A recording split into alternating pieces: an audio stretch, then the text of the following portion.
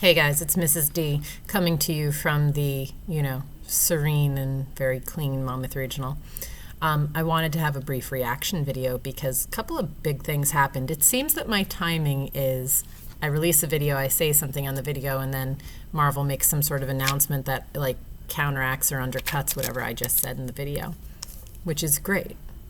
If you're listening, Marvel, please drop all of the Disney Plus series. Thank you. But Marvel did announce that they cast Kamala Khan.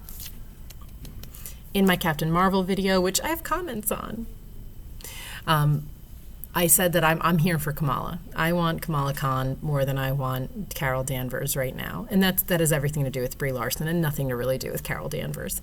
I am concerned about how the polymorph is going to get her abilities in a universe without mutants right now, and that's going to be a huge Phase 4, Phase 5 task in Marvel. We've covered that, and it kind of is the thing we'll all be toying with like a little ball of Play-Doh for months now until we get any sort of answers. They don't currently have mutants. They have enhanced individuals, and they have people who have been mutated. So you have people like Steve Rogers and Bucky Barnes who have undergone the super soldier serum. They have people like Scarlet Witch, who was experimented on and thus improved. In that tone, Vision was created out of a stone, and I don't know what they're going to do with him in Scarlet Witch and Vision. Maybe we get Vision back. Who knows? Probably not, because I don't know. Could be. She's supposed to be like an Omega level world-ending mutant, so we could have Vision brought back from the dead. Then you have people that are just like the Black Widow women. It'll be Yelena Belova, same as Natasha, but her and Clint, they're normal. They're regular people. They don't have enhancements. They are just clever and well-trained. You have people like Banner, who have been mutated by accident, and then you have people like Tony Stark that it's all enhancement. His enhancements are not genetic. His enhancements are merely technological. And then Peter Parker, now we never got the background on Peter Parker because they couldn't make one more movie where he gets bit by a spider and then Uncle Ben dies. We get it. But I like that they just kind of went, yeah, spider, stuff happened. You get it. It's fine. But he's also, whatever was done to the spider or whatever kind of spider it was, they could go back and sort of retcon in some interesting detail there. But essentially, he is mutated kind of in the stream of a Banner. He's not supposed to be this way, but he is this way. And then Black Panther gets mutated by the heart-shaped herb, which I wonder if they're going to regrow the heart-shaped herb. In the wake of Chadwick Boseman, they will have to do something. I don't know how accurate the rumors are, but there's obviously 3 paths to replacing T'Challa. You either recast, which it comes off as a little tacky. Right?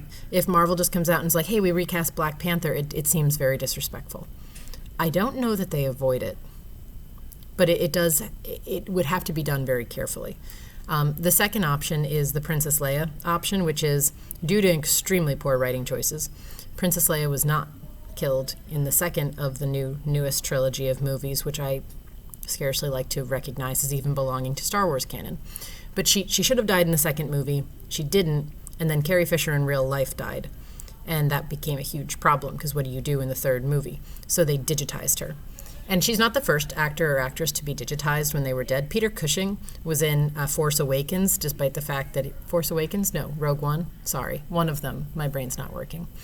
But he's been dead for years, and they brought him back, which was kind of amazing. His performance in there was, or the performance they made of the dead actor was fairly good. However, I don't know that you sustain either of an actor like T'Challa. He's going to be central in Black Panther 2. He is the Black Panther. I don't know how you make a whole movie of a digital performance. They might well try. I don't know if they can. But you know what? They were the first people to make de-aging technology work really well. I mean, they had Robert Downey Jr. legitimately looking like he was 19 again.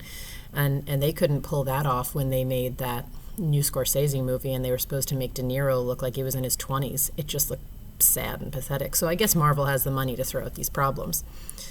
And then lastly, you could kill him off camera. T'Challa could in some way die or be killed off camera, and then the news reaches the other characters. They react, and then you pass the mantle to Suri. She's the logical heir to the throne in both the practical sense, like she's the younger sister, but also you killed Killmonger, who, if you saved him, would have made a great choice, and Michael B. Jordan would have been a great choice. Like if you kept Killmonger around to sort of save him, we could have had him as Black Panther, but he's dead. So what do we do now? There's been no other interesting or good characters that seem right now with limited space to kind of step up. How do we solve that? I think you just pass it to Suri. Although I like Suri in her role. I don't really want Suri to become Black Panther. I want her to stay like basically the new Tony Stark, technologically super genius and very wealthy and able to provide all kinds of cool tech to everybody. And she seemed very happy in that role. What's interesting is Kamala Khan, 17, from New Jersey, and also a superhero fan. My favorite part of Kamala Khan is that she like ships other characters. Like she has like Spider-Man fan fictions and stuff, and she follows around the other characters, talking to them about like the fan fiction universe with them. So she's very much like a Mary Sue kind of character for fans of the universe. In that she's like that, I wonder if this is how they bring Deadpool in, because she has a similar kind of thing where she seems to know we're watching her, and she seems to know the reader and the viewer are there, and she seems to make kind of conscientious, very meta remarks about it. And Deadpool breaks the fourth wall entirely. They're apparently priming to pay Ryan Reynolds all the money for Deadpool. I don't know how you do Deadpool in the House of Mouse, because the thing that was great about Deadpool was that he was Deadpool. He said some of the worst things that a superhero's ever said, and you just can't sustain that in a movie with PG-13 ratings. When Lin-Manuel was interviewed about Hamilton, because Hamilton came to Disney+. And honestly, I think Hamilton was a huge trial for Disney to see, can something with this kind of language play? But even so, it had limits. Lin-Manuel said the difference between an R and a PG-13 rating on the Disney threshold was something like 3 uses of profanity. So he had to give one away. He had to bleep out 1 to 2 uses of the F word in Hamilton to get the rating that they needed. I don't know how you bleep Deadpool. You could kind of creatively find a way for him to be cursing and other characters to be muffling it or something. But the point of Deadpool is the complete not giving any craps about anything and just saying what he says. I don't want House of Mouse to in some way ruin it. And the thing about Ryan Reynolds that I trust, despite the fact that this is the man who made Green Lantern, he at least acknowledges now what bad decisions that, led to that. But Ryan Reynolds knows what Deadpool is, and he knows how to make Deadpool well. I have some faith that Ryan Reynolds would not let them make the character poorly. And in other casting news, allegedly, Keanu got cast. Allegedly. He's Kraven the Hunter. Interesting choice. Odd choice. You have heavy-hitting names like that, and you're giving him a character that probably won't be more than a 2-movie character or something, but could be fascinating. So I'm here for these casting rumors. I'm here for like some of these choices coming into fruition. Apparently, also, I missed all the memos. There's a Nick Fury Disney Plus series that's coming. When did this happen? I missed this. I knew about all the other ones, but I didn't know about Nick Fury. I'm very, very curious to hear a timeline on this, because honestly, I would like to see old man Samuel L. Jackson in a post-Civil War world where he's in hiding, pre him going into space with the Kree, however that happened, or Skrulls, whatever that nonsense they did to the Skrulls, we have to undo. I want to see him in like true, like super spy shape. I want to see him avoiding detection, dealing with problems, trying to figure out how to solve everything going on. I want that. I like old man Samuel L. Jackson. They did a decent job de-aging him for Captain Marvel to make him look younger, so they could do a younger series, but the man seems to be having fun with it. Why don't we just let Samuel L. Jackson do him? I haven't seen much else, so if you guys have seen other rumors that you're interested in, let me know. I'd be happy to give you some reactions to them. It is, as always, a hectic kind of week going on in the many things happening to make hybrid learning work. Teachers are losing their minds. Time is short. There's no space to ever make movies or videos. Like, it's very hard to find time and space to do it. But I really did want to react just because we had just talked about Kamala Khan, and it seems interesting to me. Ooh, one more thing. Allegedly.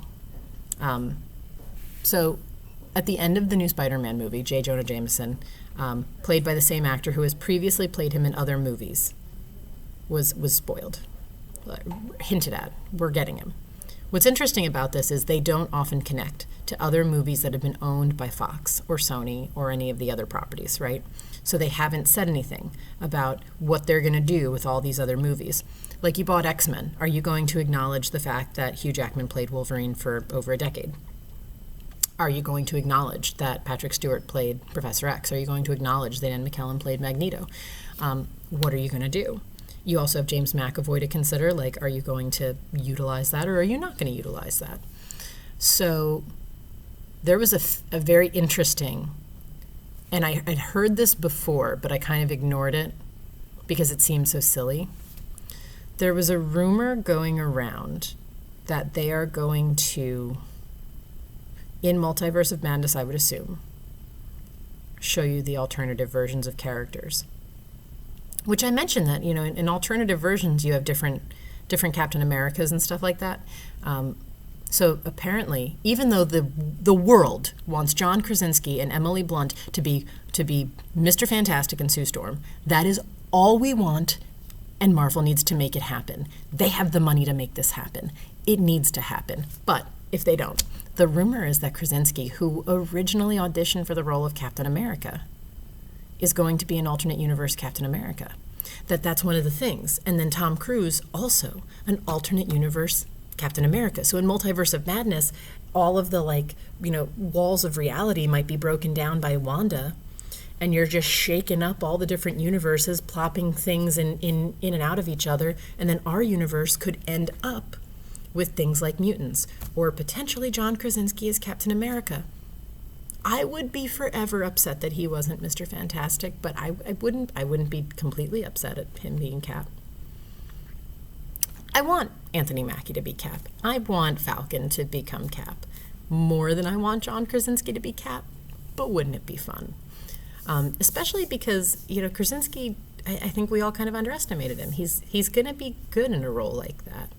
I also want Zachary Levi in our universe in the worst way, but that's just me.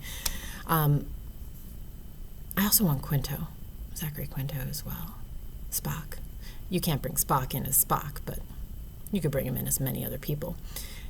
Anyway, this has been some odd reactions in these weird pieces of small news because we have nothing else to talk about because there is no news. There's been very little happening because coronavirus, but we all have hope that we're actually getting WandaVision releases in December 2020, potentially in 2021, but 2021 cannot come soon enough so I can get these Disney Plus series going. I will see you kids later.